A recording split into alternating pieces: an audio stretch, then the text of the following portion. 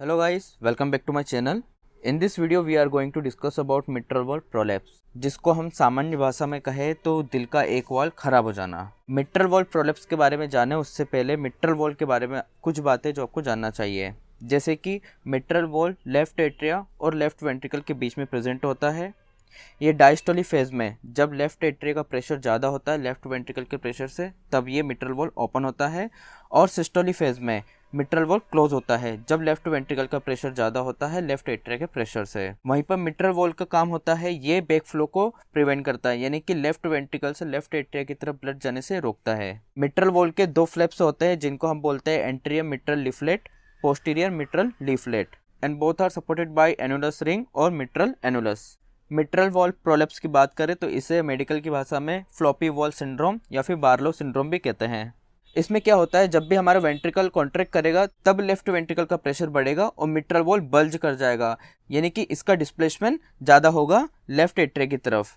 इसी कारण से कॉर्डी टेंडिनी पर स्ट्रेस पड़ेगा जो कि अटैच होती है पेपिलरी मसल से, और अगर इसी तरह से स्ट्रेस पड़ता रहा कॉर्डी टेंडिनी या फिर पेपिलरी मसल पर तो इस्चेमिया की कंडीशन बन सकती है, जिससे कि चेस्ट पेन पेशेंट को हो सकता है।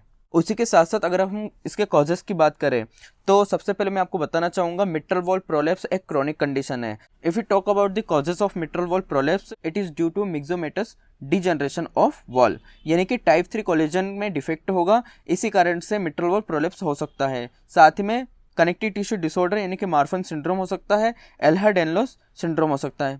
मार्फन सिंड्रोम में क्रोमोसोम 15 डिफेक्ट हो सकता है और फिब्रिलिन प्रोटीन डिफेक्ट हो सकता है।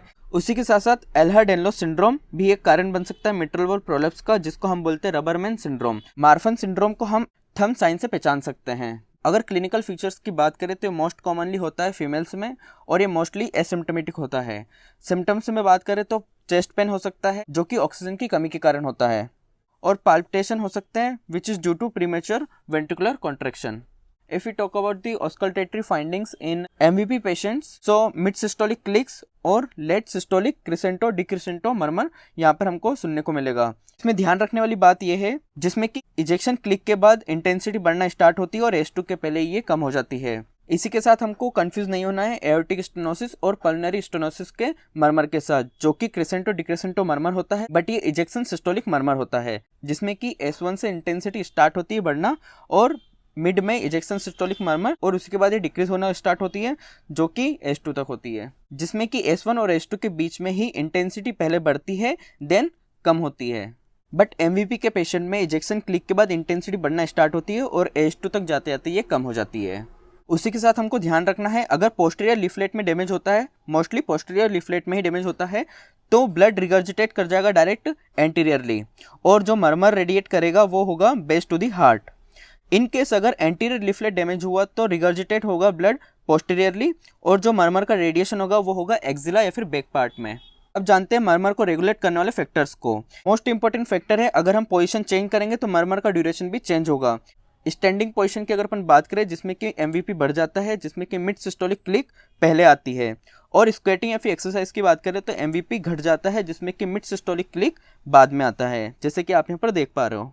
उसी के साथ एक important point that all murmur decreases in intensity with Valsalva and standing position except HOCM, जिसमें कि मरमर की इंटेंसिटी लाउडर हो जाती है और MVP में लॉन्गर हो जाती है। अगर हम इन्वेस्टिगेशन की बात करें MVP के पेशेंट में तो हमको इको करवाना है, जिसमें कि ट्रांस थोरेसिक इकोकार्डियोग्राफी करवाना है। इसमें क्या होता है, अल्ट्रासाउंड की हेल्प से हम ब्लड फ्लो और वॉल्व के मूवमेंट को लाइव देख सकते हैं। सो मिट्रल वॉल्व प्रोलैप्स हम कब बोलेंगे, जब मिट्रल वॉल्व का displacement more than 2 millimetre in compare to tricuspid valve. अगर हम ट्राइकस्पिड वॉल्व से कंपेयर करें और मिट्रल वॉल्व का डिस्प्लेसमेंट मोर देन 2 मिलीमीटर है देन हम उसे बोलेंगे मिट्रल वॉल्व प्रोलैप्स। डायग्राम में भी आप देख सकते हैं ट्राइकस्पिड और मिट्रल वॉल्व को, जिसमें कि मिट्रल वॉल्व का डिस्प्लेसमेंट ज़्यादा है ट्राइकस्पिड से।